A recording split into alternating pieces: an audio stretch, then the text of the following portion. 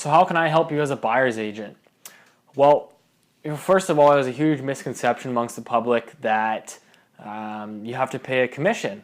The commissions are always paid for by the seller, so it's 100% free to use me as a buyer's agent. But quite frankly, brutally honest, the value of the realtor has changed dramatically, even in the last couple of years. And unfortunately, a lot of realtors are still dated in that. They haven't adapted. And so what it is now is basically anyone, the general public, has almost as much information of the MLS than we do as realtors.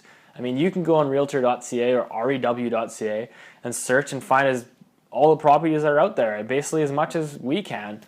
Maybe our system's a little more detailed, it's a little bit better, but I mean, the information out there is just incredible. So the value of a realtor now, the way I see it from my standpoint, is providing a different type of expertise. It's no longer, I mean, before 5-10 years ago, before the huge boom of the internet and the MLS reciprocity, you would have to walk in off the street and ask a realtor and walk into the office and say, hey, I want to know what's out there, I want to buy. And then they would pull out a book that would get printed once a week of all the listings in there. And so they were basically the gatekeeper of listings, of the information. But that's no longer the case. So now it's like, okay, well, what value are you going to provide? I can find a property on my own. Of course you can.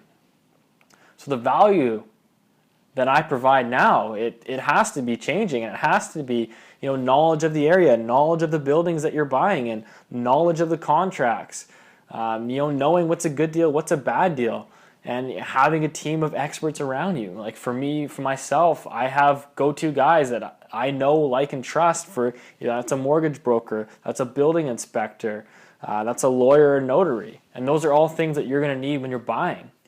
And so ultimately you should be hiring a buyer's agent off someone that you trust, and then they have their network of people that they trust.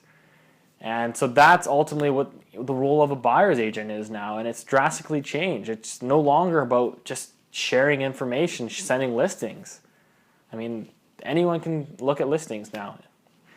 The other intangibles are what is bringing value as a buyer's agent. So it's something to consider when you're hiring a buyer's agent, and that's where I put my emphasis on my value, and that's what I can bring to you.